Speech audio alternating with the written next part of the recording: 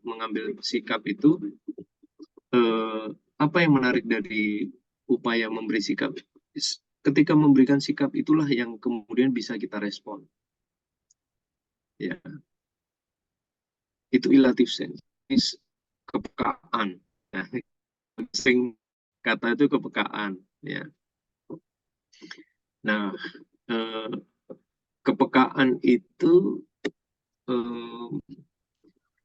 bisa ditumbuhkan,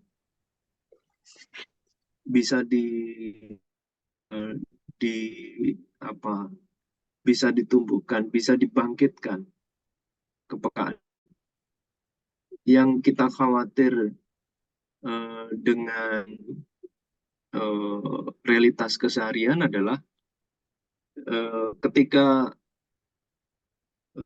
saya mengaitkan dengan situasi terakhir ya, ketika Indonesia atau bukannya masyarakat atau manusia di muka bumi itu bersentuhan dengan dunia teknologi, terutama dengan gadget, orang akan berkonsentrasi dengan gadget. Rasa dan rasa yang tertanam dan tumbuh itu basisnya gadget. Dan celakanya ilative sense, padahal kita tahu suasananya kompleks banget ya. Kalau misalnya ada temennya sedih,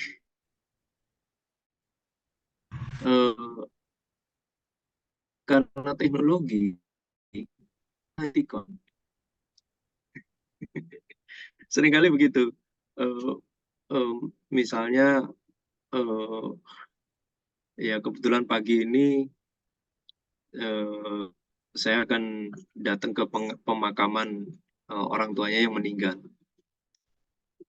Mungkin saya akan, kalau dengan teknologi ya, aduh sedih, kita kirim apa biasanya? Emoticon. Kalau seneng, gambarnya waru. Atau kalau cocok, gambarnya jempol. Gitu ya. Kalau sedih, gambarnya orang nangis.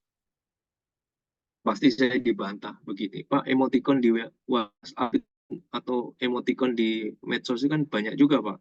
Jumlahnya ada lebih dari 100. Nah, iya, saya paham itu jumlahnya 100. Tapi kan bentuknya emoticon yang tidak bisa ditafsir. Anda nggak bisa nanya, Anda nggak bisa bersentuhan, Anda hanya lihat dari permukaan saja. Nah, penting dalam berfilsafat itu memahami dan sekaligus memaknai. Jadi sampai pada level Anda tahu peka ya, itu nggak mungkin hanya sekedar emoticon karena teknologi. Ya, kenapa? Karena teknologi itu juga mendekatkan pada cara pandang kita yang tidak mau mendekati kompleksitas masalah itu. Sehingga kepekaannya menjadi kepekaan yang tidak bisa mendalam. Tidak, ya bukan berarti salah ya.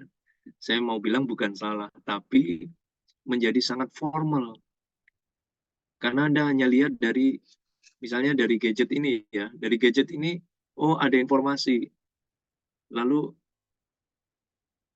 informasinya kebetulan sedih, maka Anda kirim gambar orang nangis, atau Anda kirim gambar apa namanya gitu ya, yang kelihatannya insolidarity, membangkitkan kepekaan, sense, tetapi menjadi kompleksitasnya tidak akan dijumpai. Nah, filsafat itu mengajak Anda untuk tidak berpikir sederhana itu, tetapi membaca secara kompleks gitu. Wah, apalagi nih kita ini diajak membaca secara kompleks. Pasti Anda bertanya-tanya, kenapa kita harus diajak membaca situasi atau objek secara kompleks? Karena pada titik tertentu, katanya Aristoteles, Anda butuh pronesis. Ya. Apa itu pronesis? Ya, pronesis itu kebijaksanaan untuk mengakui segala keterbatasan pengetahuan kita tanpa kehilangan kepastian bahwa kita dapat bicara tentang kebenaran. Itu pronesis. Dan pronesis ini hari-hari ini semakin absen dengan hadirnya teknologi. Mungkin saya juga akan dibantah, Pak, ada artificial intelligence. Well, iya, karena AI juga bisa mendeteksi pikiran, AI juga bisa mengkalkulasi pertimbangan orang atau subjektivitas. AI juga bisa mengambil data respon atas kompleksitas masalah, tapi ada kelemahannya, AI tidak bisa membaca nurani orang. Itu yang nggak ketemu ya. Kenapa? Karena AI nggak bisa baca, AI bisa tahu kita nangis, tapi AI tidak bisa tahu kenapa kita menangis. Itu maksudnya. Dan itu hanya bisa berfilsafat. Ya, mohon maaf saya muter-muter di awal ini mau mengajak tujuan berfilsafat itu untuk apa, kira-kira gitu. Kenapa harus Anda pahami, kenapa harus Anda pelajari. Saya senang sekali berkenalan dengan filsafat ya. Dan berfilsafat itu menyenangkan sekali. Kalau Anda bisa pahami, ada beberapa poin yang mungkin Anda tidak harus menguasai semua, biar bisa menguasai satu dua saja dalam arena filsafat, insya Allah Anda akan senang sekali dengan dunia filsafat itu. Dan filsafat itu tuh seperti saya bilang tadi, filsafat itu tumbuh dalam keseharian. Makanya kalau pernah mendengar filsafat Jawa, ya itu banyak banget filsafat Jawa itu dengan kata-kata yang tidak apa namanya tidak pakai Yunani begitu ya, tapi misalnya uh, ojo gumunan, ojo dumeh misalnya, itu kan seperti Aristoteles bilang pronesis, ya, ketika mengajak pada kebijaksanaan. Jadi ending dari Anda punya kemampuan filsafat tuh, Anda dituntun untuk menjadi lebih bijak dalam segala sesuatunya, termasuk dalam menghadapi kasus.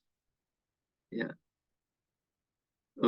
Dan poin yang terakhir itu saya tambahkan, sebenarnya kita ini untuk apa sih hidup in essence ya? Kalau kita refleksi, hidup ini kita berada dalam lingkungan kehidupan keseharian ya. Kita hidup di tengah kehidupan manusia.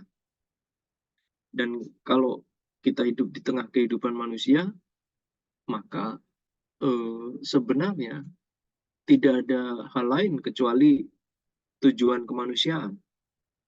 Tujuan kemanusiaan itu kalau Anda pelajari dalam apa kitab ya, kitab suci, semua memiliki tujuan kemanusiaan.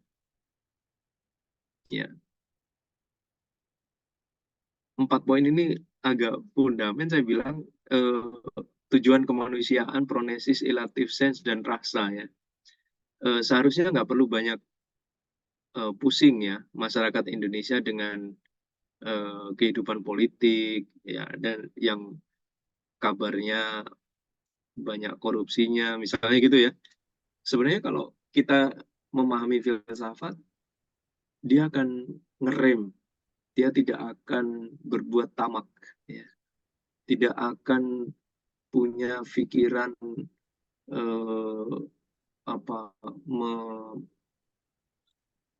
menyakiti orang lain ya. Kalau kita tahu bahwa sekalipun dia aparat penegak hukum, tapi kalau aparat penegak hukum itu dibekali dengan filsafat, mungkin bisa jadi kalau ada penyelenggaraan konferensi di Bali yang sekarang rame-rame ini, ngikutin nggak ini teman-teman mahasiswa? penyelenggaraan konferensi di Bali kan lagi dibubarkan nih. Ya, mungkin aparatnya akan lebih memanfaatkan rasa relative sense phronesis gitu ya. Nggak buru-buru membubarkan. Masa ada orang PBB datang jauh-jauh resmi, diusir. Ada Pak Palguna, tokoh di Bali, dia hakim apa namanya Majelis Kehormatan Mahkamah Konstitusi, orang yang menegakkan etik, diusir juga. Kalau aparat penegak hukum itu punya keluasan berpikir, memanfaatkan rasa, tidak tidak simpel seperti yang ibaratnya orang datang tidak hanya seperti gadget yang kita tafsirnya hanya di permukaan, maka dia akan jauh lebih hati-hati. Dan tujuan kemanusiaan itu selalu menjangkarkan segala pemikiran untuk humanity atau kemanusiaan itu sendiri. Jadi berfilsafat pada esensinya itu mengajak berpikir mendalam dengan tujuan kemanusiaan. Berfilsafat pada akhirnya menuntun kita pada kebijaksanaan. Berfilsafat pada akhirnya mengajak kita untuk jauh lebih peka. Kalau dengan kata-kata ini mungkin semakin jauh dan dalam, semakin memahami rasa relative sense dan phronesis. Insya Allah ini baik ya untuk memahami segala sesuatunya. Apalagi Anda belajar di lingkungan yang studi hukum yang kuat dengan apa namanya kajian-kajian keagamaan, maka ini juga akan menuntun Anda pada perspektif aman sekaligus keluasan tertentu. Nah, kira-kira begitu. Sampai di slide ini ada pertanyaan nggak atau komentar balik? Ini Mbak Koyina. Ada pertanyaan atau komentar balik?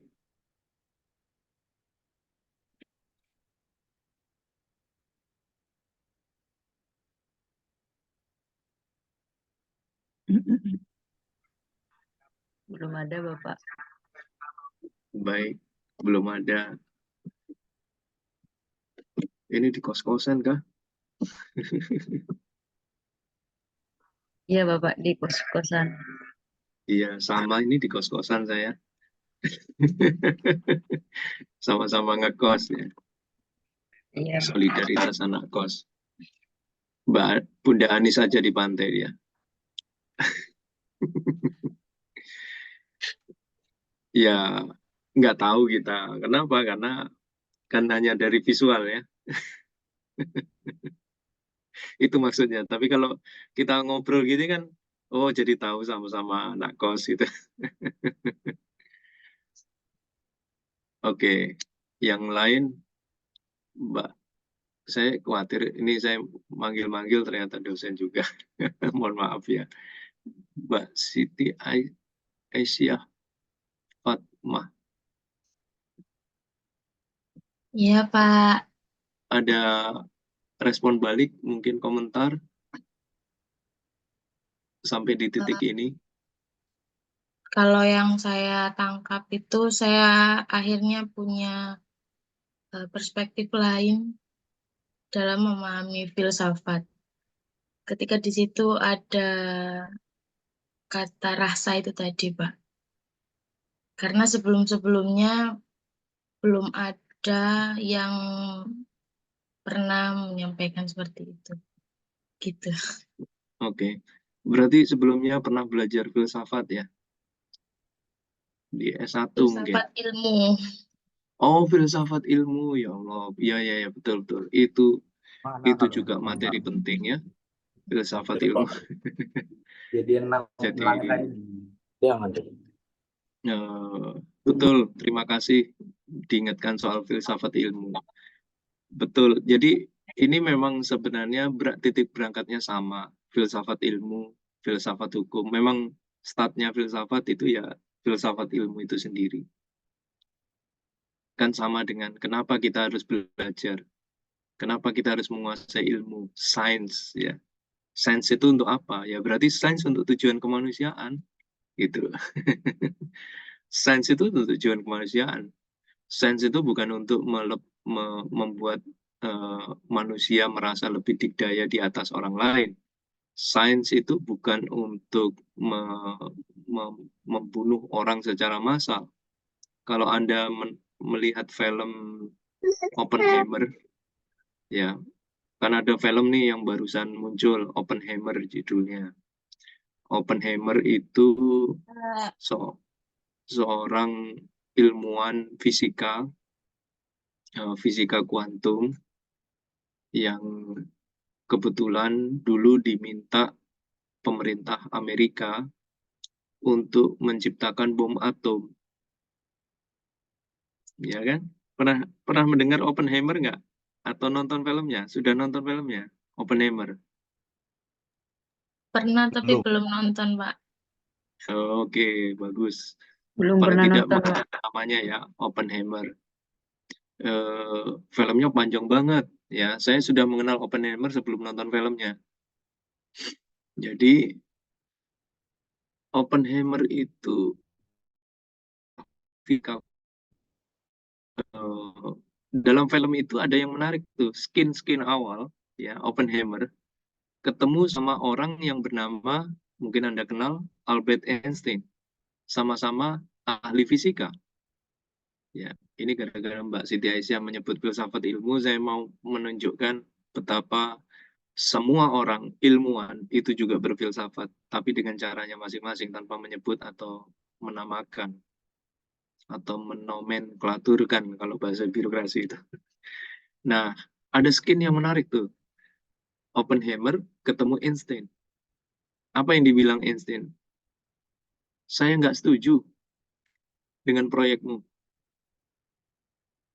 Kenapa? Karena tugas ilmu itu bukan untuk menciptakan sesuatu yang kemudian dikdaya terhadap orang lain atau dikdaya terhadap penderitaan orang lain. Jadi intinya Einstein tidak setuju dengan Manhattan Project yang dikembangkan oleh Oppenheimer. Anda tahu kenapa Einstein punya pikiran yang memanfaatkan rasa itu? Karena Einstein terdidik bukan hanya sebagai ahli fisika, semata tidak.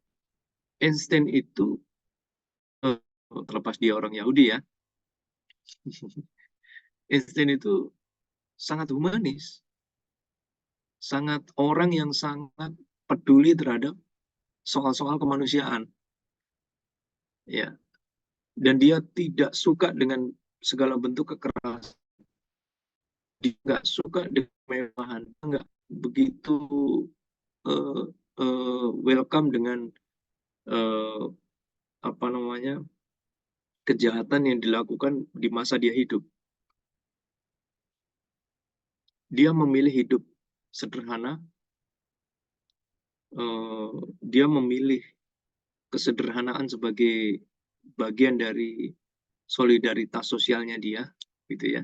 Sampai istrinya Albert Einstein itu mengingatkan, kamu nggak pantas menghadapi penjabat pakai sweater seperti yang saya pakai ini. Nah itu Einstein pernah diingatkan sama istrinya. Terus Einstein bertanya sama istrinya, terkejut, kenapa kamu mempersoalkan sweater ketika pejabat datang ke tempat, gitu ya? Karena waktu itu dia tinggal sama istrinya, didatangi pejabat uh, tinggi gitu, dan istrinya mempersoalkan baju. Dan Einstein menjawab begini, kalau pejabat itu datang menemui saya karena baju, sebaiknya aku tunggu di ruang tamu, kamu temani tamu itu ke kamar untuk lihat lemari. Itu kata-kata Einstein yang ingin menggoda rasa dari istrinya bahwa sebenarnya tujuannya apa ketemu. Nah, gitu. Jadi Einstein itu pada saat di film Oppenheimer ditunjukkan tidak membantah, dia tidak keras ngomongnya, tapi dia menggunakan bahasa simbol. Dan itulah Einstein. Dan Einstein penemuan-penemuannya tidak hanya tunggal, ya, tidak hanya satu, tidak EM kuat saja, banyak banget temuannya.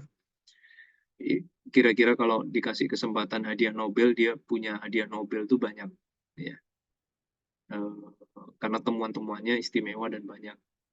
Termasuk di kota yang saya tinggal ini, Einstein pernah 2 tahun tinggal di Leiden dan dapat profesor dari Leiden.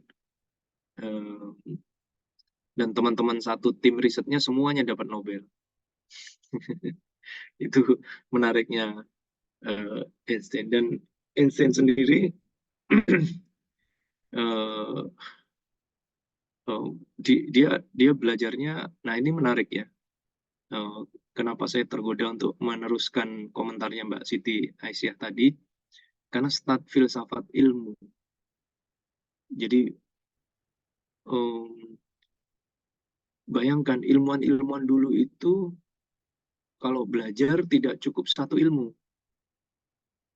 Kenapa? Karena dia pengen bijak.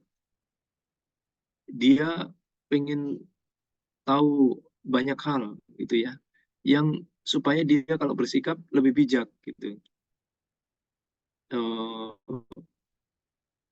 Bahkan ilmuwan-ilmuwan zaman dulu itu bukan ilmuwan yang hanya mengejar gelar ya. Ya, Einstein itu kalau kira-kira ada di Indonesia itu dia nggak bisa jadi profesor. Dan dia nggak mungkin jadi profesor. Karena nggak pernah mikir ngurusi kepangkatan kayak saya ini. Atau Bunda Anis. Nggak pernah mikir kepangkatan dia, tapi memikirkan ilmu. Gitu. Maksudnya jadi nggak penting banget. Gitu. Tapi apa yang mau dia ciptakan untuk tujuan kemanusiaan itu yang dia pikirkan. Nah, orang kalau sudah mengenali filsafat, jangan kaget kalau output atau outcome-nya itu, wah benar-benar ada yang saya boleh sebut namanya Abdul Halim. Ya, dia belajar filsafat di UGM, lama memahami dunia manusia di masyarakat adat Baduy. Dia coba pahami filsafatnya orang-orang Baduy. Lalu ketika dia mengenali masyarakat Baduy, semakin dalam, karena rasa yang dia bangun itu lebih ingin mendapati kontekstualisasi di masyarakat itu. Sehingga apa yang terjadi dengan Mas Abdul Halim, dia mencoba untuk mendekatkan bahwa inilah esensi dari kehidupan manusia, kira-kira gitu. Dia mencoba bijak dengan memaknai segala sesuatu yang sangat positif dalam perspektifnya orang-orang Baduy, dan dia keliling Indonesia dengan perspektif orang Baduy. Nah, itu adalah salah satu contoh ya, belajar filsafat yang kemudian tidak pernah menghendaki berhenti itu ya di dalam kesehariannya. Oke, saya satu slide ini bisa setengah jam lebih nanti. Saya lanjut ya. Mbak Siti Aisyah, makasih diingatkan soal itu, jadi saya langsung cerita saja. Ketika bicara filsafat ilmu, itu yang menarik sebenarnya kalau saya mau merespon tadi, nonton Oppenheimer di bagian awal, ketika Oppenheimer ketemu Einstein. Nah, itulah gunanya filsafat ilmu. Filsafat ilmu ala Einstein. Ya. Einstein itu supaya seimbang, mengayuhlah terus itu, naik belajar sepeda. Kemudian ketika dia tidak menghadap laptop ya, Kalau sekarang kan kita menghadap laptop, kita menghadap buku-buku ya, misalnya buku-buku dan seterusnya. Lalu kebetulan banget ini teh ya. Di meja saya ada teh. Eh, Cuma tehnya instan manis. Saya nggak pakai gula. Nah, tehnya instan itu tumpah. Ketika tumpah, bayangkan, tehnya itu tumpah dikit. Semut datang. Ini beneran ya, saya nggak ngarang-ngarang cerita ini. Semutnya datang. Minum air teh yang tumpah itu. Instan itu nggak ngat bukunya lagi. Dia amati semut itu. Dia amati semut itu dan dia punya perasaan dengan semut itu dan membiarkan. Coba kalau kita, wah ini bikin kotor, langsung sikat aja, dibersihkan lah, dilap atau di apa gitu ya.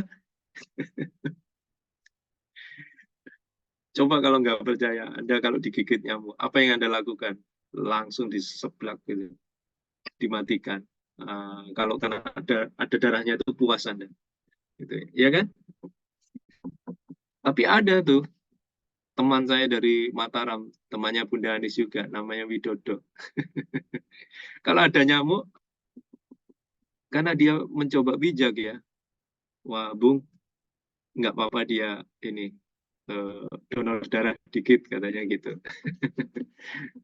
Ya itu perspektif dia. Padahal bisa demam berdarah kalau terus-terusan. Anyway, saya mau lanjut slide-nya ya. Nah, jadi kembali ke soal yang mendasar, bahwa filsafat itu mengajarkan kita untuk tidak pernah merasa benar sendiri atau bersikap arifi atau merasa selesai. Makanya kalau ada yang bilang bermula dari pertanyaan, berakhir dengan pertanyaan, itu benar itu. Komentar yang kelihatannya sepele itu ya. Tapi betul, karena kita tidak pernah merasa benar sendiri. Ya, kalau Anda nonton televisi ada sejumlah orang hukum berdebat, misalnya ya debat di televisi lah, satu meja ya Budiman Tanurejo atau di apa namanya presenter satu lagi siapa itu presenter ya banyak lah, ada ILC dan seterusnya. Itu kan kalau berdebat kayaknya merasa benar sendiri gitu ya. Itu makanya saya kadang kalau diundang televisi kadang nggak cocok ya. Mungkin nggak terlalu disukai media massa. Kenapa?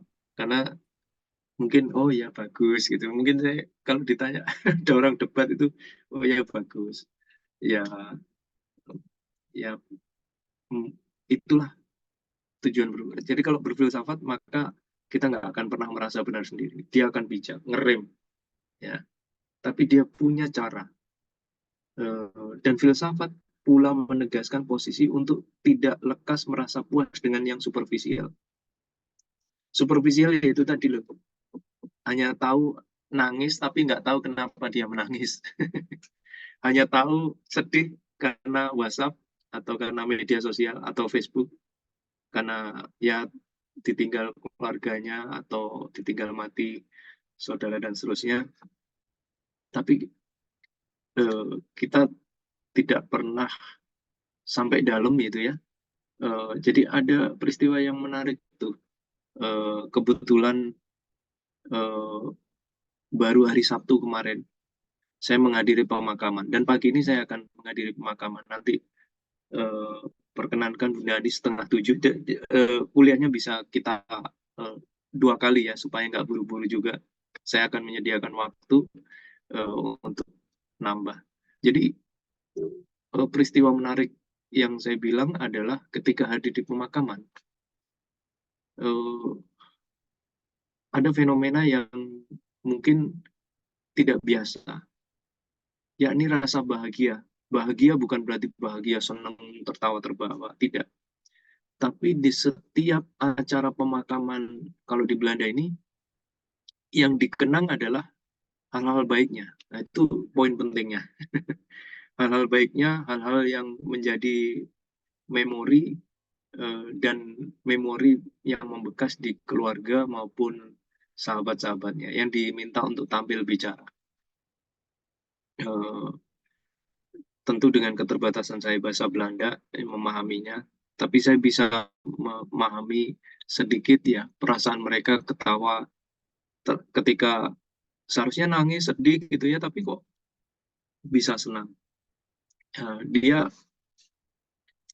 Dia sedang menampilkan hal-hal yang tidak superficial, tetapi keseharian yang itu menjadikan sangat esensial dari kehidupan manusia. Jadi mengajak, kalau boleh dibilang, kita diajak untuk tidak mengenali sedih secara visual kelihatan dari nangisnya, tapi dia ajak untuk lebih menghargai apa yang sudah dia lakukan, kebaikan-kebaikannya. Jadi sama aja dengan kita belajar agama kan, kalau kita belajar agama, mari kita mengingat, ya ada juga tuh biasanya kalau sebelum melepas jenazah ke liang lahat kan, mari kita ingat kebaikannya, terus kemudian kalau ada salah mau nah, seringkali kan kalau melepas jenazah begitu untuk menuju liang lahat. Nah, sama, hanya saja di Belanda lebih di entertainment gitu, jadi lebih ada visual, gambar, dan seterusnya. Lalu filsafat juga ditantang ya dengan pertanyaan-pertanyaan. Oke, kalau Anda tidak pernah merasa benar, lalu bagaimana kepastiannya? Mana yang benar? Ya kan? Pak, kita ini kan belajar hukum. Orang hukum itu kan harus pada titik tertentu mengambil putusan. Pada titik tertentu kita harus menyikapi di mana kita akan berakhir ya atas sengketa. Kan nggak mungkin kita ada masalah hukum, tidak pernah merasa benar. Bisa hilang Pak tanah orang tua saya Pak. Karena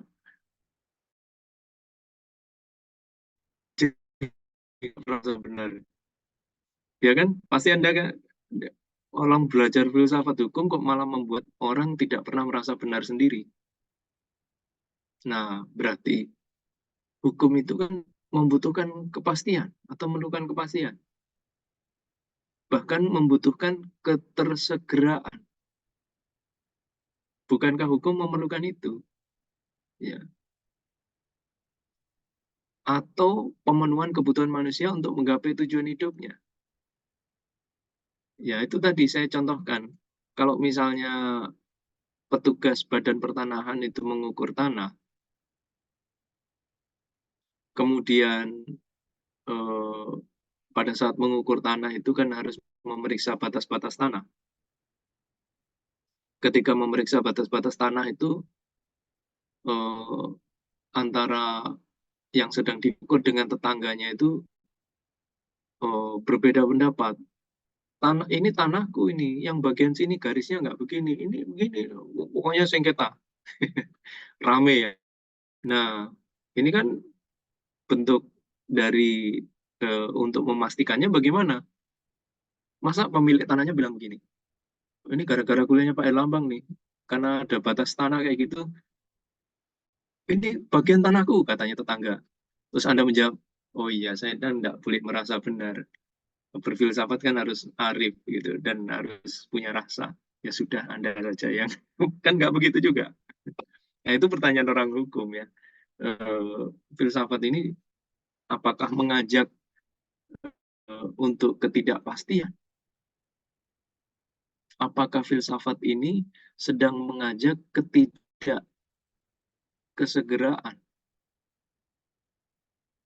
Jawabannya harus diakui, ya. Dia bukan tidak membutuhkan kepastian, tapi dia memaknai apa itu kepastian. Dia tidak sedang berbeda untuk mengatakan segera atau tidak segera, tapi memaknai apa segera dan tidak segera. Untuk apa? Untuk itu tadi, balik ke slide sebelumnya, yang soal ini, rasa, relative sense, pronesis, itu tujuan kemanusiaan. Jadi begitu ya. Mudah-mudahan titik berangkat ini menjadi relevan untuk memahaminya sebelum ke teori-teori yang diperkenalkan atau aliran-aliran pemikiran yang diperjumpakan nanti. Nah, lagi-lagi itu makanya tadi saya bilang tujuan berfilsafat itu menguji keilmuannya, menguji benar apa yang dimanakan benar dan kebenaran, menguji baik dan tidak baik, menguji manfaat dan kebermanfaatannya, menguji tujuan, pencapaian, dan kesesuaiannya, adil dan keadilan, bermakna atau tanpa makna, sekaligus individual hingga kehidupan sosial politiknya, kolektiva kemanusiaan. Oke, 5 menit lagi perkenankan off sejenak ya untuk subuhan. Jadi kira-kira berfilsafat akan mendialogkan atau mendiskusikan benar dan kebenaran dan seterusnya itu. Kalau tidak boleh merasa benar sendiri, bagus, itu malah justru baik ya. Kalau kita tahu kenapa tidak perlu merasa benar sendiri. Dan perdebatan itu justru bisa diarahkan ke titik yang lebih bijak ya ketika Anda menguasai filsafat, karena dia aliran, sekali lagi aliran pemikiran. Oke. Ini ada beberapa komentar ya yang diberikan oleh beberapa orang yang saya ambil saja, quote-quote yang saya kira relevan tentang objektivitas. Karena bicara filsafat itu mempertanyakan objektivitas. Katanya Oriana Fallacy itu nggak ada objektivitas. Katanya kata-kata itu sebenarnya hipokrit yang dipertahankan berdasarkan kebohongan yang kebenarannya selalu ada di tengah-tengah. Kadang kebenaran itu bertahan di satu sisi saja. Ya, maksudnya begini, ketika apalagi kalau ngomong politisi ya, politisi contoh yang paling gampang ngecek kebenaran versinya politisi itu kan kebenaran yang kebetulan berada dalam posisi, berada dalam konteks dan berada dalam situasi tertentu. Nanti beda posisi, beda konteks, beda situasi, dia akan bicara yang. Jadi filsafat meragukan objektivitas. Bahkan dia, katanya Freire, kita nggak akan pernah merasakan punya objektif tanpa subjektivitas. Jadi subjektivitas itulah sebenarnya diperlukan. Jadi nggak mungkin kita itu objektif kalau kita nggak punya rasa subjektif. Jadi subjektif itu bagus untuk dieksplisitkan. Kan sama kita banyak diyakinkan bahwa kalau berpikir itu objektif, gitu ya, objektif saja, misalnya itu komentar-komentar yang muncul ya. Tapi dengan filsafat, subjektivitas itu menjadi penting. Ya, untuk apa? Untuk membentuk objektivitas itu sendiri.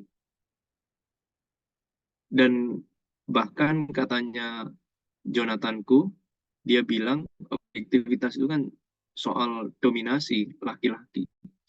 Gitu. Subjektivitas laki-laki. Ini karena dalam perspektif yang FLT ya, Feminist Legal Theory. Oke. Masih beberapa konsep saya jelaskan dulu ya. Ada namanya ontologi, ada namanya versus epistemologi.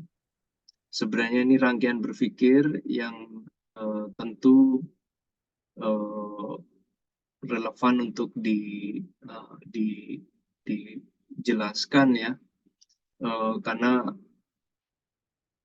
kalau di dalam filsafat itu ada tiga titik yang harus kita telusuri untuk memahami alirannya, yakni ontologi, epistemologi, dan aksiologi. Saya yakin Anda tidak susah memahami ini karena sudah belajar mungkin di pondok atau mungkin belajar di kuliah-kuliah sebelumnya, apalagi sudah diperkenalkan di filsafat ilmu, gitu ya. Jadi kira-kira ini saya mau ngobrol sama Mas Nur ini.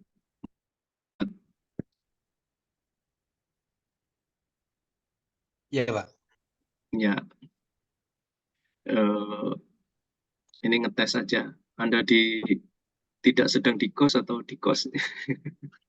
Di rumah.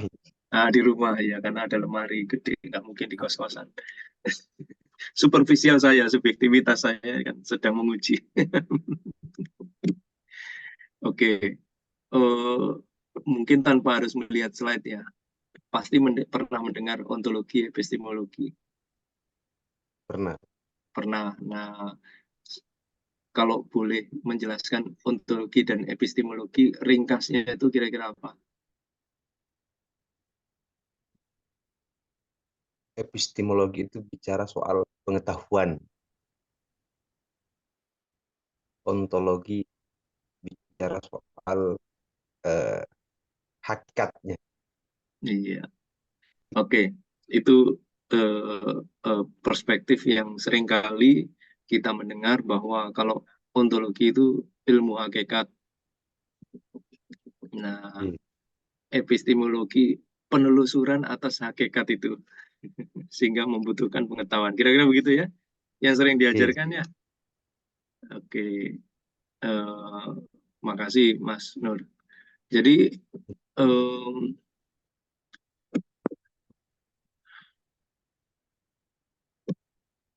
ontologi memang dia mencari makna kehakikian, gitu ya, atau hakikat tadi itu. Tapi dalam berfilsafat sebenarnya dia juga akan tidak mendapati kehakikian itu.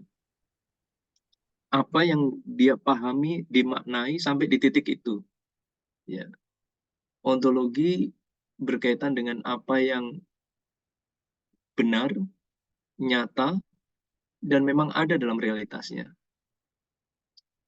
Maka di dalam ontologi dia belajar tentang eksistensi.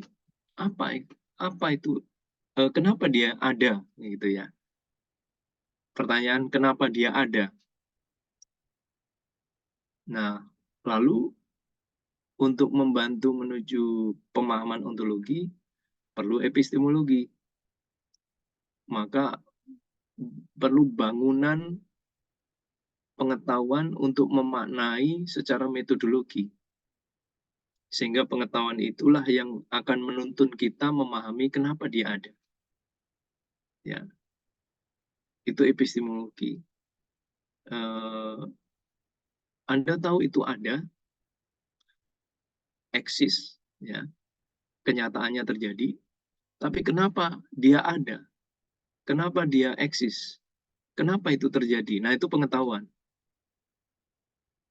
Ketika Anda bertanya, kenapa itu? Lalu, bagaimana Anda tahu kalau itu terjadi? Bagaimana Anda tahu kalau itu ada? Nah, itu epistemologi. Oke. Jadi, nggak perlu panjang lebar ya. Di sini ontologi epistemologi cukup dengan penjelasan seperti itu. Baik. Nah, saya mau mengajak ilustrasi dengan kasus ini. Kebetulan contoh kasusnya soal Perda DKI Jakarta 8 tahun 2007. Memberikan pengertian pedagang kaki lima seperti yang tertulis ini. Nah, kira-kira pertanyaan saya, ini mohon didiskusikan ya, atau kalau nggak didiskusikan, Anda cermati pasal ini. Jadi,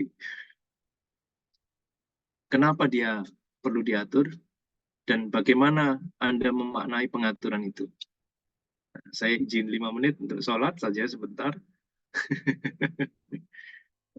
Anda coba pikirkan dengan pasal ini ya. Sejenak saja. Ini karena perbedaan waktu membuat ini. Nanti kalau ini hari apa ya sekarang? Kamis. Kamis. Iya, Kamis. Oke. Kalau ada yang mau nanti puasa beduk, ya boleh juga. Sejenak saya 5 menit lah untuk sholat sebentar ya. Sambil teman-teman simak ini. Oke.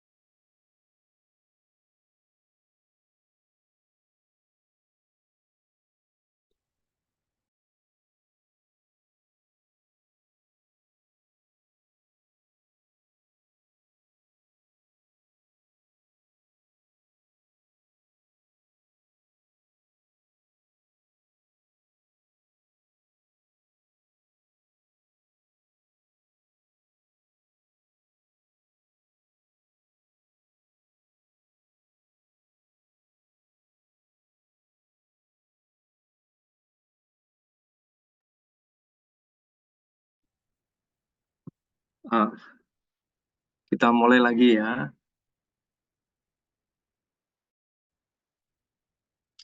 Balik ke Mas Nur ya. Jadi eh, kira-kira pertanyaan sederhana Mas Nur. Eh,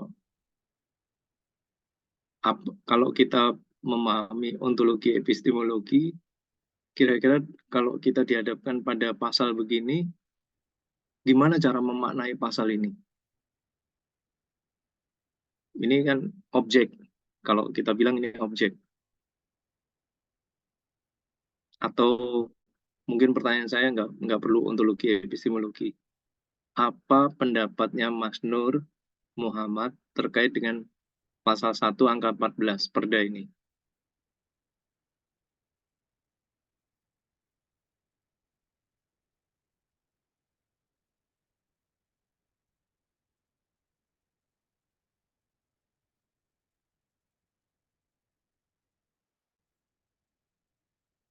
Apa pendapatnya?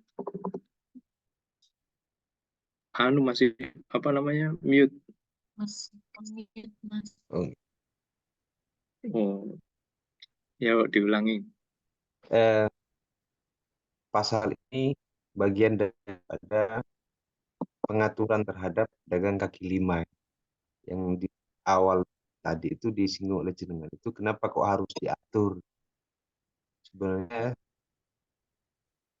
saya terhadap ini adalah pedagang kaki lima menjadi bagian dari warga negara. Mm-mm. Eh,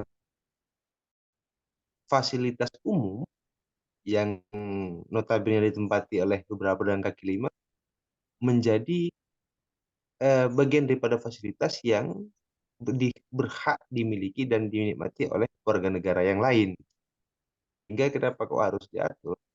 Karena fasilitas umum ini tetap bisa dinikmati oleh warga negara yang lain, dan juga subjek yang notabene adalah pedagang kaki lima ini juga bisa dilindungi oleh pemerintah sebagai pedagang.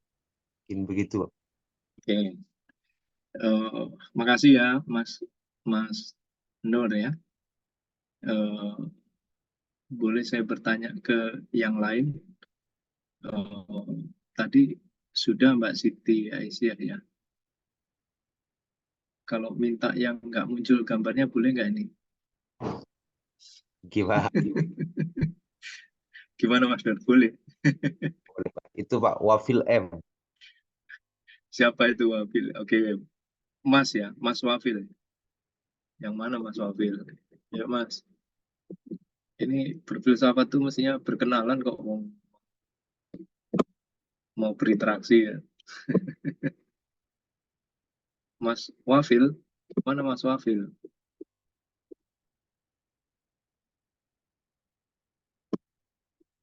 Nggak ada nih.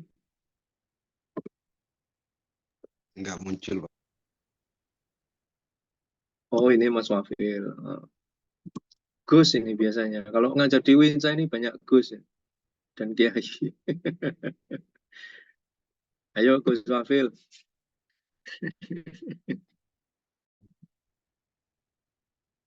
Jadi Mas Nur ini nunjuk yang sedang semedi. Mas Oke, Hamba Esa itu, Pak, Mas siapa? yang name Zoom-nya Hamba Esa. Ya, oke boleh. Ini sudah tunjuk-tunjuk gini seru jadinya. Biasanya nunjuk dosennya ini yang nunjuk mahasiswanya. Oke, Mas siapa tadi? Mas Hambaisa. Ya,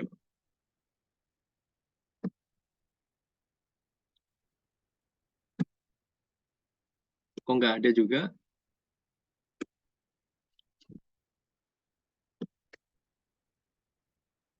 Saya Ada minta. itu, Pak. Oh, ada. Oke, gimana pendapatnya?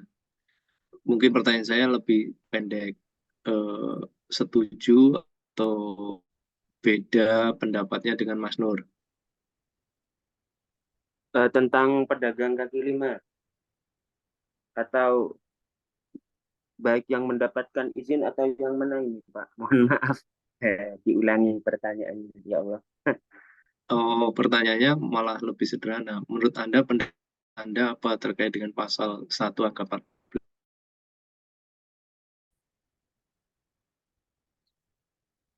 Pedagang kaki lima adalah seorang yang melakukan kegiatan usaha, perdagangan dan jasa yang menempati tempat-tempat prasarana kota dan fasilitas.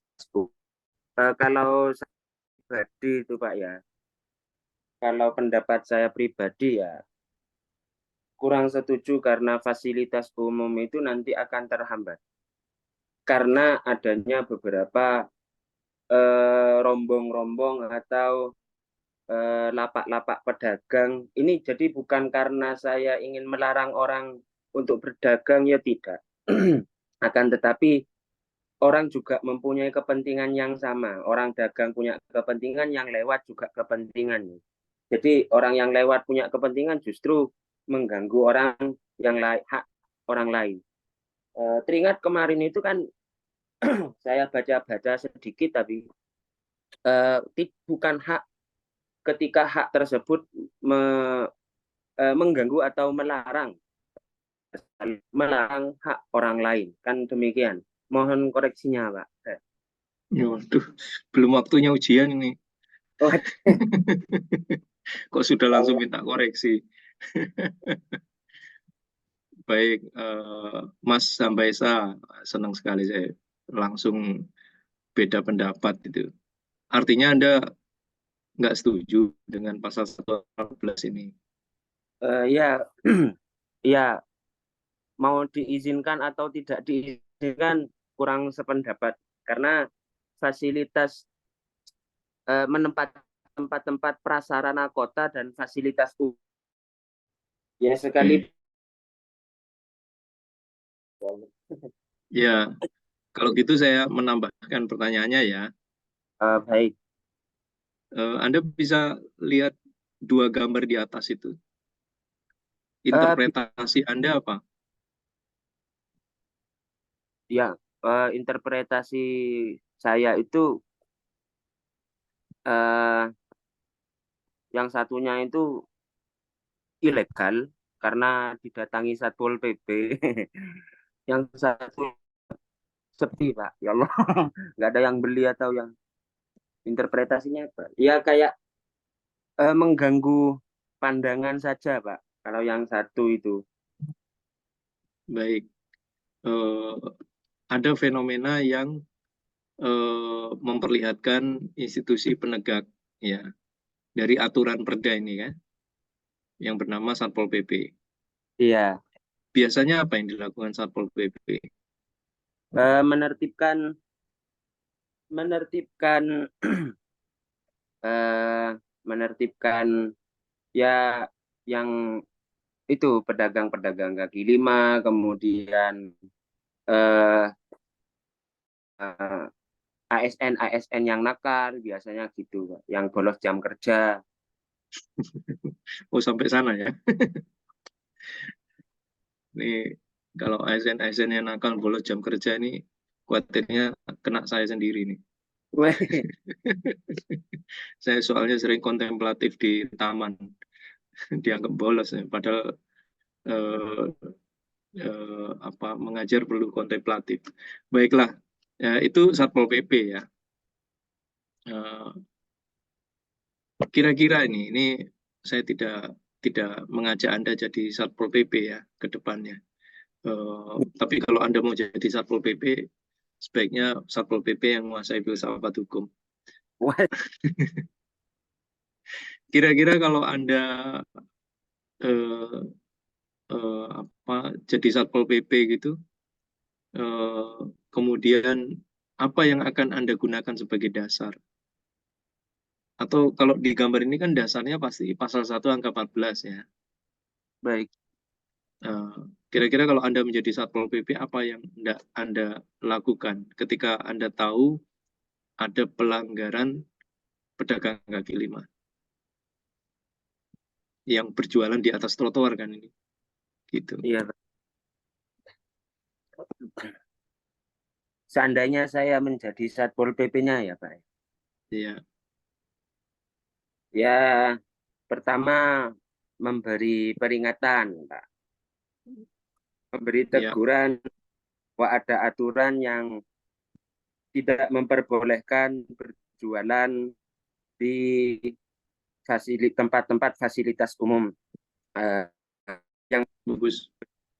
oleh pemerintah daerah Terus? atau memindahkan tempatnya, memindahkan, dan biasanya itu kalau di daerah memang disediakan. Oke. Kalau di daerah saya itu di Madura saya ada memang tempat khusus pedagang kaki lima namanya di Saya Selera. Nah itu memang nggak diutak-utik sama Satpol PP itu. Tapi kalau yang lain seperti di alun-alun itu memang dilarang, sekalipun besoknya datang lagi. Iya. Ini kota mana? Kabupaten mana ini? Kebetulan saya dari Pamekasan, Bapak. Oh, Pamekasan. Ya. Oke. Itu kalau jadi Satpol PP. Terus kalau ternyata mereka datang lagi di tempat yang dilarang itu? Ya, maka dengan represif, Pak, pemaksaan. Nah, diapakan? Ya digotong biasanya kan sama Satpol PP ini udah bawa saja ini rombong-rombongnya pakai truk gitu kan Pak. Iya. Oke. Nah, kalau perspektifnya pedagang kaki lima, mungkin iya. Gimana menurut Anda? Kenapa mereka ya, kembali? Mungkin kenyamanan berdagang mungkin Bapak, karena atau pandangan bahwa ini tempat strategis gitu untuk berdagang gitu. Mungkin seperti itu. Karena di beberapa tempat di di kabupaten saya untuk yang memang disediakan lahan untuk berjualan di situ, kata para penjual itu tidak strategis dan kenyataannya memang tidak dihampiri oleh para penjual. Justru yang di alun-alun sekalipun sedikit itu justru banyak para pembeli yang nongkrong di sana. Mungkin ini kalau di daerah saya mungkin nggak tahu kalau di daerah Jakarta atau di daerah yang lain. Perspektifnya mungkin bisa berbeda. Tapi kalau di daerah saya mungkin dengan alasan strategis dan kenyamanan mungkin Pak. Sehingga ada kali pelanggaran. Demikian. Oke, kenyamanan. Kenyamanan itu apa ya biasanya? Yang Anda bayangkan kenyamanan itu maksudnya untuk tujuan apa dia? Kenyamanan. Ini filosofis banget, ini kelas filsafat banget ini ya. Kenyamanan itu sesuatu apa ya? Ya Allah. Mungkin kira-kira kenapa kok dia mengejar kenyamanan? Itu kenyamanan bahasa Madura di Indonesia kan, Pak? Iya, Mas Wafil. Habis ini Mas Wafil ya.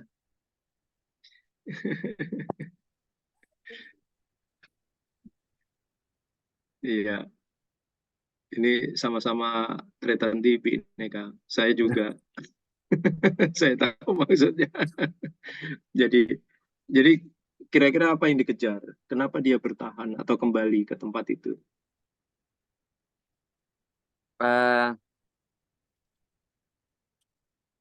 Kalau perspektifnya ya tadi itu Pak, strategis mungkin ya, kemudian nyaman tempatnya karena yang disediakan pemerintah itu ada, mohon maaf kalau di alun-alun atau di depannya Masjid Agung itu masih ada nenaungan, masih ada tamannya, sedangkan yang disediakan oleh pemerintah itu ya sudah Kak, karena bekas rumah sakit itu gak ada ya hanya ruko-ruko atau tempat-tempat untuk berdagang tanpa ada naungan atau pohon pepohonannya, sehingga bagi para pembeli kurang nyaman nongkrong di situ, dan juga bagi para penjual, sehingga dengan alasan tersebut meninggalkan tempat yang disediakan oleh pemerintah dan kembali lagi ke alun-alun. Dan para pembeli pun juga tidak menyambut baik hal seperti itu begitu. Oke, baik. Tidak ada alasan ekonomi ya. Dagang lebih cepat, lancar, dibeli, dan menguntungkan. Alasan ekonomi ya pasti alasan ekonomi, karena yang disediakan pemerintah itu sepi pembeli, akhirnya kembali lagi ke tempat yang awalnya. Oke. Baik. Sekarang Mas Wafil, senang saya dialog gini, menurut saya penting untuk kita nggak boleh berhenti ya. Berfilsafat itu selalu mempertanyakan. Mas Wafil. Oke, Pak. Siap. Siap. Yang mau dikomentarin apanya ya, Pak? Iya. Mas Wafil pernah membeli sesuatu di pedagang kaki lima? Pernah, Pak. Yang berjualan di trotoar pernah? Pernah, Pak. Pernah. Depan Insa itu, Pak. Membeli apa biasanya? Kopi biasanya, Pak. Itu mahasiswa biasanya yang jualan di sana. Oke. Di mana? Di dekat Winsa? Depannya Winsa, Pak. Di trotoar? Nggih. Oh, kan rapi sekali di depan Winsa itu.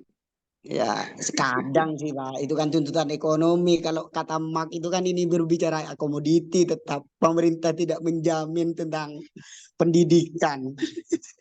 Wah, belum apa-apa sudah nyampe Marx. Baik, sekarang saya mau tanya gitu ya. Ini kalau perda kan DKI Jakarta ya. Kita pakai aturan yang lain yang kira-kira mirip. Trotoar itu diatur di mana ya? Trotoar diatur di mana? Di Undang-Undang Lalu Lintas ya. Oke. Di Undang-Undang Lalu Lintas yang kira-kira mengatakan trotoar digunakan untuk pejalan kaki, betul nggak nih di Undang-Undang Lalu Lintas itu? Nanti bisa dicek ya. Oke. Iya. Nanti kalau masih ragu dengan pernyataan saya ini bisa ditanya di seberangnya ya. Seberangnya Winsa maksudnya. Di Polda.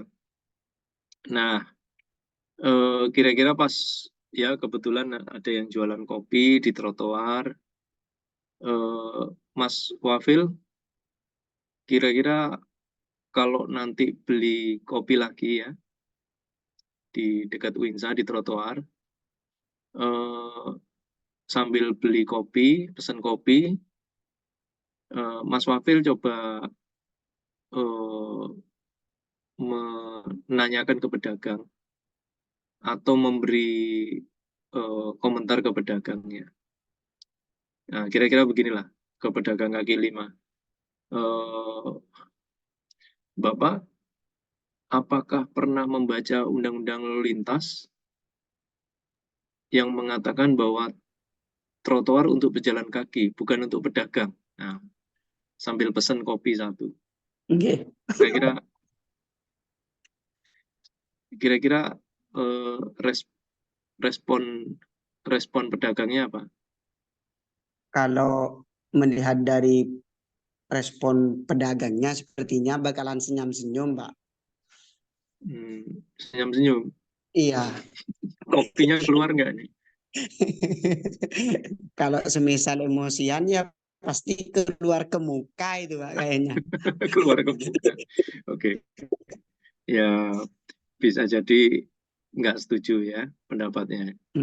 Nah, kalau begitu, atau Anda asumsikan dia nggak akan setuju. Benar Iya, ya? iya. Nah, maka tugas kita itu terus bertanya gitu, meyakinkan kepada dia dan meyakinkan pada kita kenapa dia tidak kunjung mematuhi aturan, ya.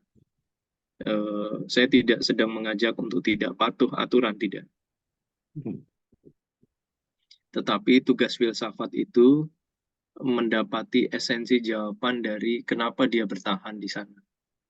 Ya, Satpol PP ketika dia ditanya, ya, kenapa dia melakukan upaya penertiban? Apakah dia membaca perda atau karena dia diperintah atasan? Kalau Satpol PP pastinya Pak karena digaji. Ya, karena digaji, betul. Betul. Karena digaji dan itu karena diperintah atasan, ya. Nggih. Belum tentu dia baca peraturannya. Iya. Gitu ya. Nah, kemarin Nah, kebetulan pas saya nongkrong di sana Pak, sebenarnya saya kan dulu di Jogja Pak. Kebetulan memang ya kalau di Jogja sulit sih, agak-agak sulit kalau semisal mahasiswa itu nongkrong di trotoar kayaknya. Rata-rata kan di warung kopi Pak.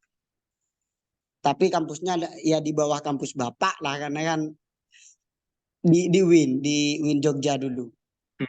ya. Nah, saya memandang kejadian yang di UINSA itu karena memang rata-rata penjualnya adalah mahasiswa, saya tidak menyalahkan pedagang maupun tidak menyalahkan pihak trotoar ataupun pihak apa itu Satpol PP ataupun undang-undang yang sudah berlaku. Satu sisi bahwa kita dituntut untuk berpendidikan namun tidak ada jaminan untuk kita itu mau bayar pakai apa itu loh Pak. Artinya saya berpikir memposisikan kalau orang kaya tidak mungkin dia itu jualan di trotoar dan kalau semisal ada uang untuk ini untuk bayar kuliah kayak gitu. Oh, gitu. Yang jualan mahasiswa. Nggih. Baik. Oke. Ini nanti kalau diteruskan ini nyampe ke UKT. Yang lagi rame di Indonesia hari-hari ini. Baiklah. Jadi supaya nggak panjang lagi ya diskusinya, saya mau bilang bahwa dialog ini sebenarnya kalau kita teruskan ya,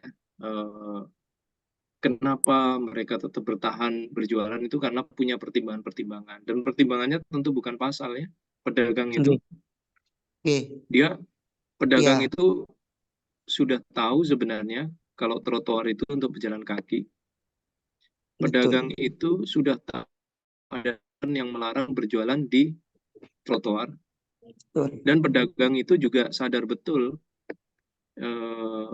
konsekuensinya akan setiap saat ditertibkan oleh Satpol PP. Iya nggak? Sadar kan mereka ini? Nah, tetapi tetap saja dilakukan, ya. Tetap saja berjualan gitu ya. Seperti gambar yang di sebelah kanan itu. Tetap saja berjualan seperti itu. Apalagi kalau Anda ngomong Jogja, angkringan rata-rata ya di trotoar. Ya kan? Iya. Jadi ada fenomena yang kalau kita memahami nalar berpikirnya pedagang dan nalar berpikirnya petugas Satpol PP, itu kan tidak ketemu ya antar dua nalar ini. Yang satu mengandalkan aturan atau perintah atasan, yang satu mengandalkan realitas dia berdagang untuk mendapatkan keuntungan ekonomi yang lebih cepat gitu.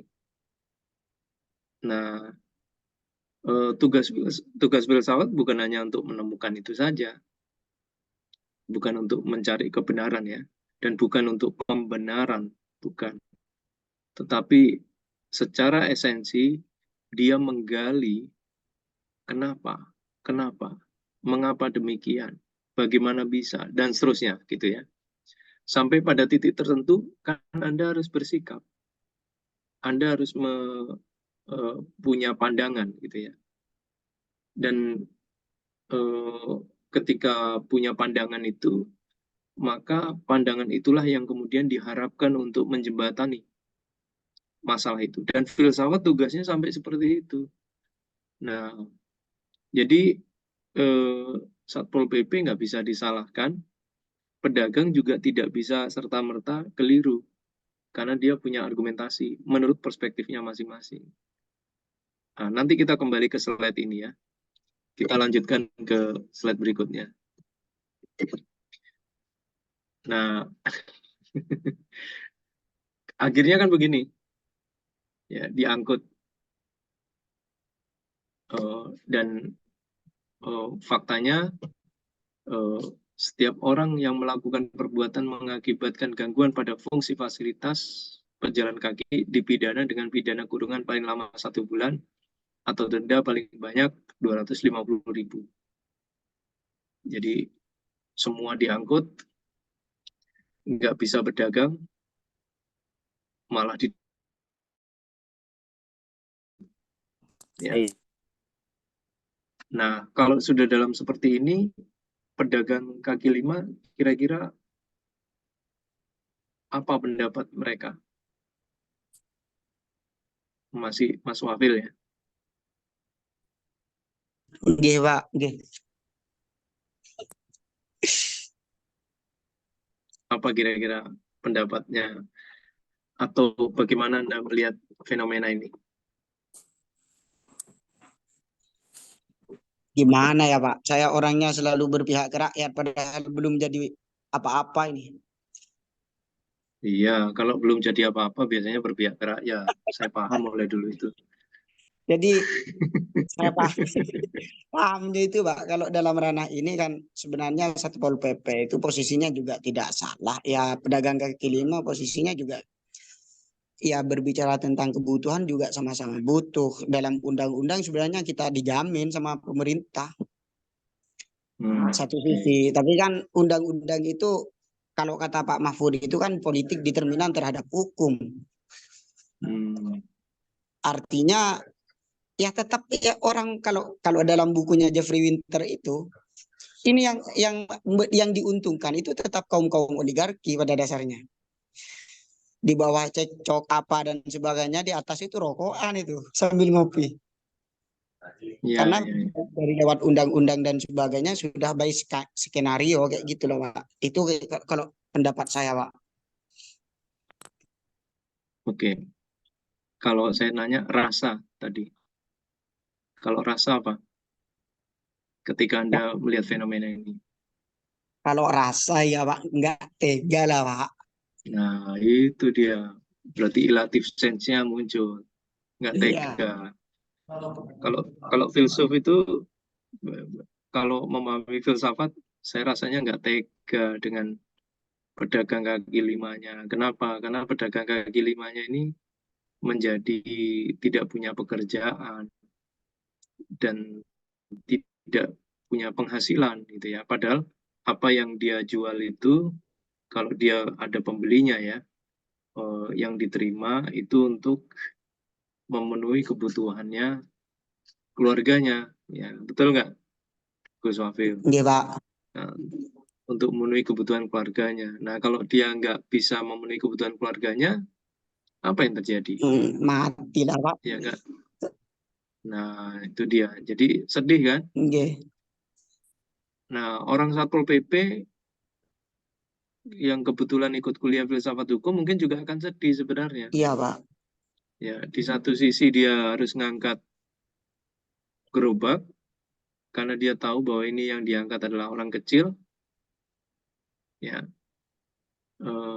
di sisi lain dia harus menjalankan perintah kalau dia mau dapat gaji, kalau tetap ingin bekerja.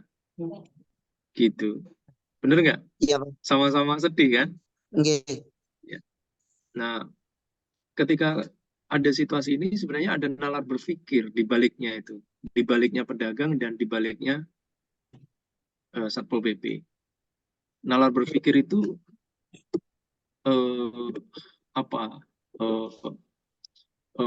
yang mungkin ya, ini pasal ini saya lewati aja ya, karena ini untuk kebutuhan diskusi lebih panjang tentang fungsi lalu lintas dan seterusnya yang barangkali ini dijelaskan dari perspektif ketentuan hukumnya.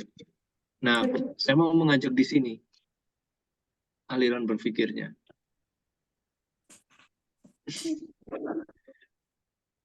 Pernah melihat gambar ini? Belum, Pak. Belum, oke. Tadi kan saya bilang bahwa berfilsafat itu soal aliran berpikir. Dari mana dia bermula dan di mana dia berakhir.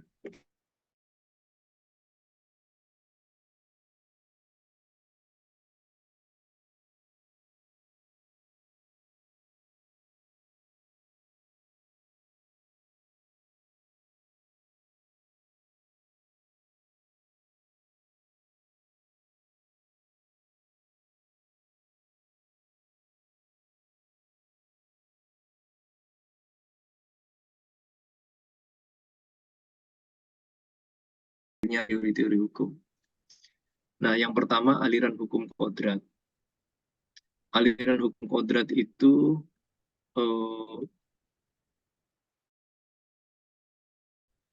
hukum itu dianggap sebagai asas dan doktrin dan deduktif. Aksiologisnya tentu inginnya kan punya refleksi umum tentang kebenaran dan keadilan. Kursor saya ini bisa dilihat nggak? Bergerak-bergerak. Bisa. Oh, kursor. Ya, ya. Bisa ya? Oke, aliran hukum kodrat ini. Kita sedang bicara di aliran hukum kodrat. Ya. Nah, jadi cara berpikirnya aliran hukum kodrat itu, kalau ini ada 3 bentangan gini ya, yang garis lurus ke atas, ada garis miring ini, dan garis mendatar. Oke. Kemudian pikirnya berangkatnya, karena saya bilang aliran, berarti kan di mana bermula, di mana berakhir. Ibaratnya kalau air itu ditumpahkan gitu ya, dia kan dari yang tinggi ke bawah kan, bener nggak? Air itu kalau ditumpahkan kan pasti mencari yang alirannya mencari yang lebih rendah. Nah, maka kita tahu bahwa biasanya sumber itu ada di atas, terus kemudian turun menjadi. Nah, kalau dalam pemikiran aliran hukum kodrat itu bermulanya dari ini, dari yang tegak menuju yang ke tengah. Garis tengah ini seringkali direfleksikan sebagai bagian yang garis yang bawah ini karena berjumpa dengan realitas, dia lebih mendekatkan ke soal kemanfaatan. Kalau kita pakai Lawrence Friedman ya. Nah, tidak disebut di sini.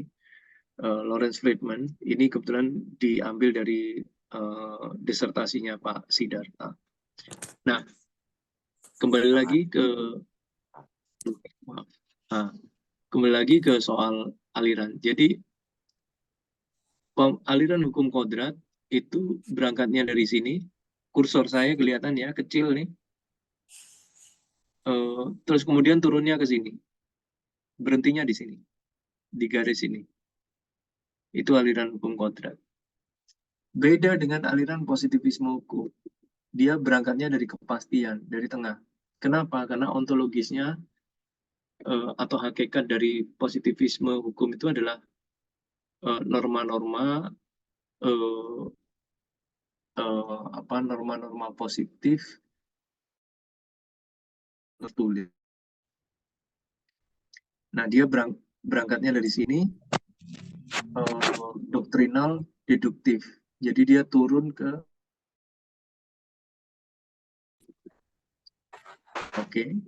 turun ke bawah. Dan aksiologisnya adalah dia berharap adanya kepastian. Itu aksiologisnya. Satu lagi, saya mau mengajak ke realisme hukum yang pojok kanan bawah. Bisa dilihat ya. Pojok kanan bawah ini namanya realisme hukum. Hukum itu adalah manifestasi makna-makna simbolik dari para pelaku sosial. Epistemologisnya non-doktrinal induktif. Dia berangkat dari realitas empirisnya, kemudian dia mencoba mendekati masalahnya itu dengan, karena non-doktrinal ya, dia berangkatnya bukan dari aturan, tapi dengan pemaknaan, interaksional dan mikro. Tujuannya apa? Tujuannya adalah membangkitkan kemanfaatan itu sendiri. Oke, dari bawah berhentinya di atas, di tengah sini. Bukan di yang tegak, tapi yang sini. Dia sifatnya mengkritisi aturan, karena dia tahu ada aturan. Nah, terbayang nggak bahwa kira-kira Satpol PP itu menggunakan yang mana? Kalau Satpol PP dalam ilustrasi tadi. Positivisme hukum. Positivisme hukum. Kenapa begitu, Mas Nur Muhammad? Karena kan penegakannya itu secara utuh itu kan norma-norma dan hukum-hukum yang berlaku. Oke, Plus positivisme hukum. Oke, jadi positivisme itu karena dia berangkat dari norma positif ya. Dia berangkat dari aturan. Jadi Satpol PP meyakini kenapa dia menertibkan karena memang ada aturan. Benar ya? Gila. Seringkali kan kalau di televisi itu kan kalau yang diwawancara komandannya Satpol PP yang diomongkan apa? Aturan terus. Ya kan?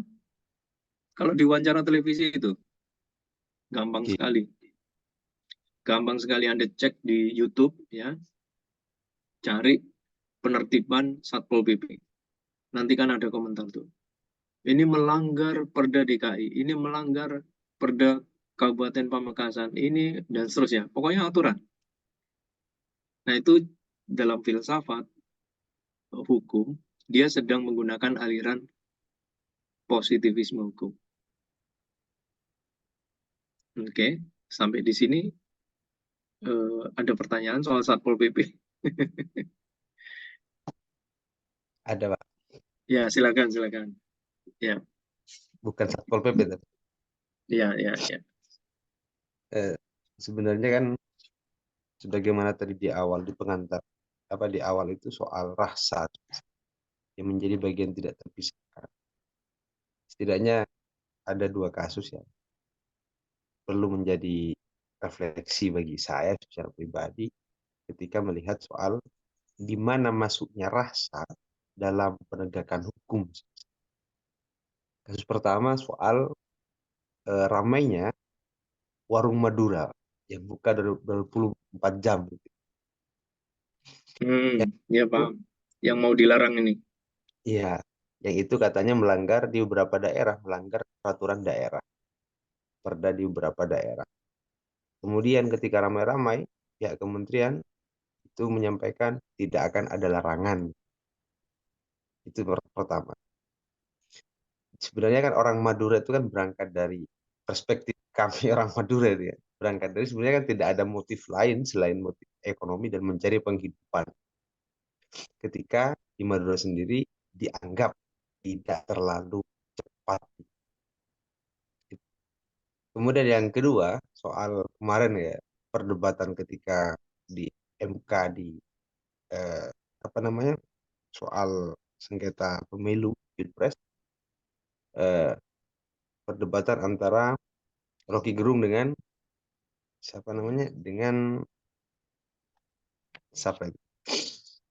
lawyer yang ini yang Hotman ketika Paris. Hotman Paris itu ya ketika bicara nyinggung soal Safat itu ya Hotman Paris dan Profesor Otto Hasibuan itu menyampaikan bahwa filsafat hukum tidak pernah mampu menyelesaikan masalah secara konkret. Yang mampu hanya seakan-akan dipandang bahwa dalam wacana hukum yang hidup di Indonesia, notabene-nya adalah hukum positif. Hukum positif itu menjadi sesuatu yang paling unggul. Jadi dasarnya semuanya adalah peraturan, norma-norma, dan sebagainya, tanpa meninjau lagi. Dan ketika ada masalah apa-apa, semuanya dikembalikan kepada peraturan dan norma-norma, tanpa meninjau ulang terhadap aspek lain, termasuk juga rasa sebagaimana jenengan tadi sampaikan. Terima kasih. Baik, makasih. Bagus sekali pertanyaannya. Jadi, kalau pertanyaan ini sudah langsung studi kasus yang lain ya, mengajak ke studi kasus yang lain, saya akan dengan senang hati merespon ya, mendialogkan dua studi kasus yang lain. Yang satu soal rencana larangan membuka usaha atau warung sampai 24 jam ya. Sementara yang satu lagi berkaitan dengan pernyataan dari Hotman Paris, hukum kok diatasi dengan, dari pernyataan itu saja menunjukkan dia nggak paham filsafat, makanya penting lah diajarkan kembali filsafat itu. Filsafat itu tidak berhenti, dia mempertanyakan memang. Ketika dia menggunakan argumentasi nomor 2 ya, soal yang MK tadi, ketika dia mengatakan bahwa ini masalah hukum, aturannya seperti apa, ketentuannya bagaimana, dan seterusnya, itu kan sudah merefleksi filsafat. Filsafat apa kira-kira ketika Hotman Paris mengatakan begitu?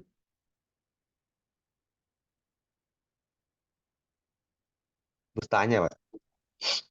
Iya, kira-kira filsafat apa yang sedang disampaikan oleh Hotman Paris? Dia lupa, padahal dia sedang berfilsafat, walaupun dia tidak ngomong filsafatnya.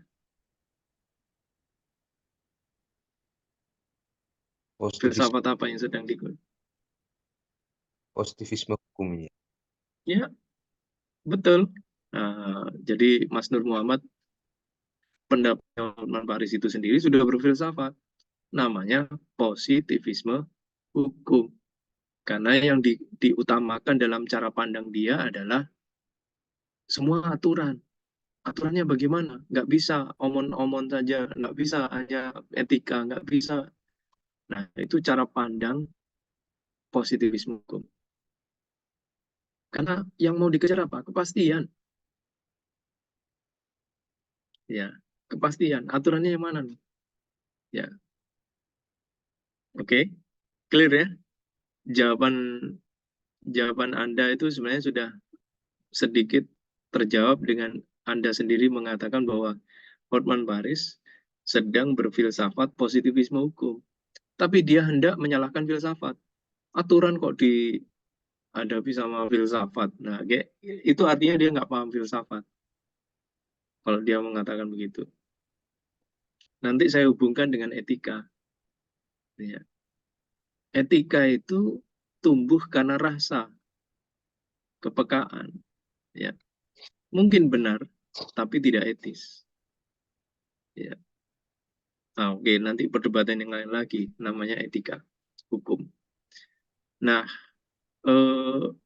Romo Magnis yang ahli filsafat dan itu udah benar, menghadirkan filsuf ke ruang pengadilan itu udah benar. Untuk apa? Menyeimbangkan supaya nggak sekedar cara pandangnya itu positivisme hukum. Nah, sebenarnya yang disampaikan oleh Romo Magnis, kira-kira menurut pendapat Anda merefleksi aliran filsafat apa? Izin, saya belum mendengarkan pernyataannya beliau. Oke. Jadi ada yang ngikuti sidangnya MK? Ya, perasaan. Kenapa kita harus melawan nepotisme? Kira-kira gitu. Jadi dikembalikan ke cita atau gagasan tentang kebenaran dan keadilan. Itu lebih dekat dengan aliran hukum kodrat. Ya. Kenapa saya pilih 3 itu ya? Karena lebih dekat dengan realitas sehari-hari. Nah, kenapa saya pilihkan juga menjelaskan sedikit tadi tentang realisme? Itu soal kisah pedagang.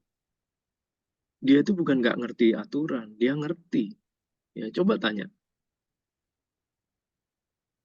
Mas Nur ya, Mas Nur, Mas Ambesa, Mas Wafil, pergi ke penjual nasi goreng yang jualannya di trotoar. Ya, nanyanya sopan-sopan aja ya, santun-santun. Jangan Bapak tahu aturan pedagang dagang di sini di trotoar, apakah nggak khawatir nanti kalau ada Satpol PP? Atau Satpol PP biasanya melarang atau tidak? Kayak gitu. Jadi itu bertanya aja sudah merefleksikan ya. Nah, sampai pada titik Anda menggali kenapa mereka tetap bertahan di trotoar. Nah, ketika Anda bertanya kenapa mereka bertahan di trotoar untuk berdagang atau berjualan, ya sebenarnya dia sedang apa yang dimaknakan di dalam apa bukan itu yang saya sampaikan. Mohon izin Pak. Dasarnya Iya. itu ya kalau secara aturan tertulisnya tidak, tetapi apa yang disampaikan oleh pedagang kaki lima itu sifatnya adalah ya satu bisa saja strategis, bisa saja alasan yang pertama jelas ya alasan ekonomi untuk berdagang, kemudian alasan strategis juga karena di jalanan-jalanan itu kan juga banyak, nggak mungkin kita jualan di tempat yang terpencil, nggak ada orang yang lewat, nggak ada orang yang mendatangi, sehingga muncullah ide untuk berjualan di tempat-tempat umum, entah itu ada aturan yang melarangnya atau tidak. Seperti itu kalau alasannya dari pedagang. Oke. Jadi singkat cerita, Iya, kehidupan, realitas atau kenyataan atau iya baik. kehidupannya dia, gitu ya. Nah, makanya di situ Iya, disebut non doktrinal. Ya,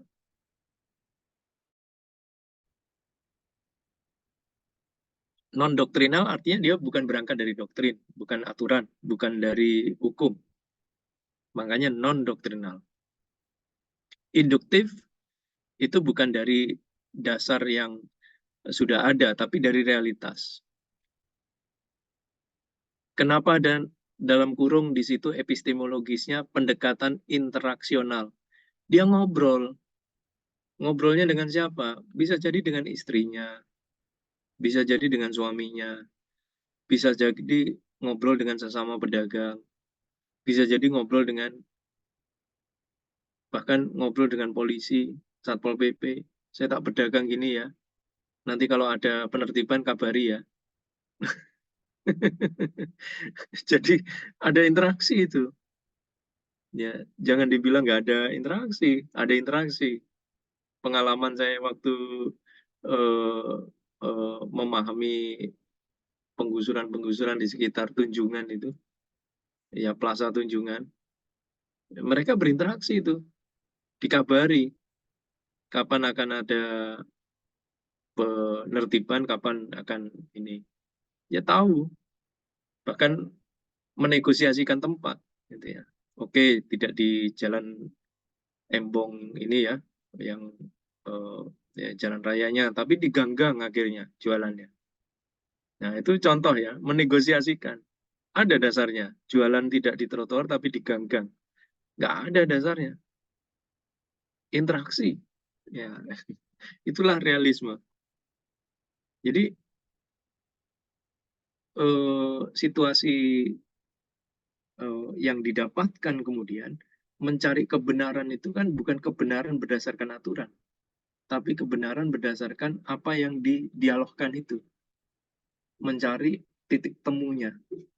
Dan ini memang betul semakin kita pahami, pastikan gitu. Oke, saya tadi belum menjawab pertanyaan dari Mas Nur soal berdagang 24 jam. Ini berdagang 24 jam ini sudah diimplementasikan atau belum? Atau sudah Sudah, jadi aturan atau belum? Hah? soal larangan Iya, larangan. belum kayaknya. Soalnya kemarin kayaknya Menteri Koperasi itu menyampaikan tidak akan ada larangan. Oke. Sebenarnya orang berdagang 24 jam itu menguntungkan pedagang saja atau juga pembeli? Sama-sama diuntungkan. Oke, sama-sama diuntungkan ya. Bayangkan kalau Anda kelaparan malam-malam,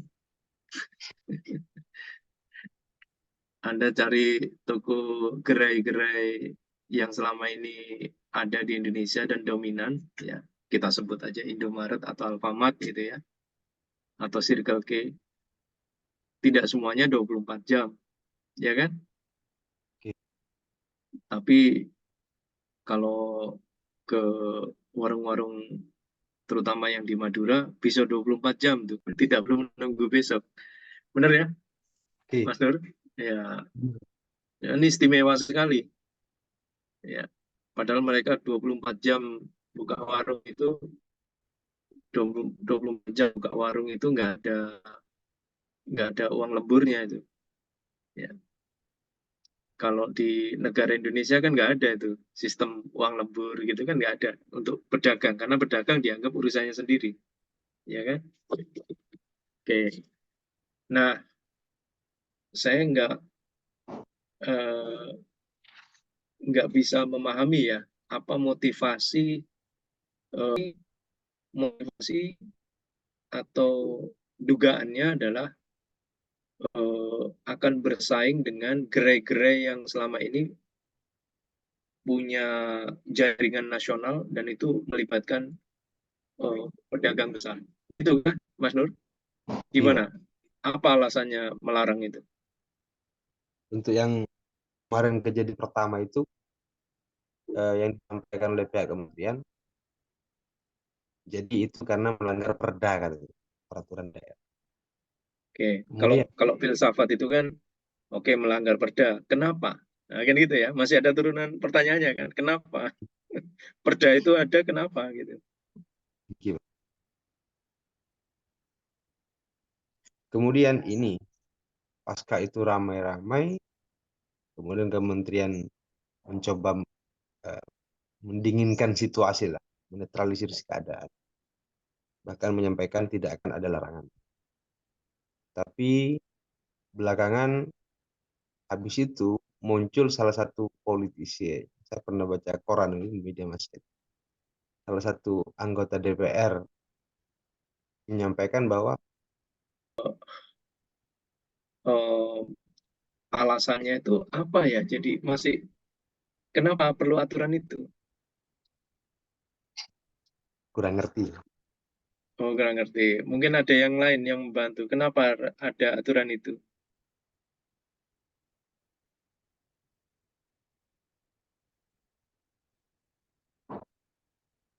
Ya, mungkin ini soal motif ya. Motif ekonomi yang saya juga nggak tahu apa ya. Terkait dengan oke, kalau hanya ingin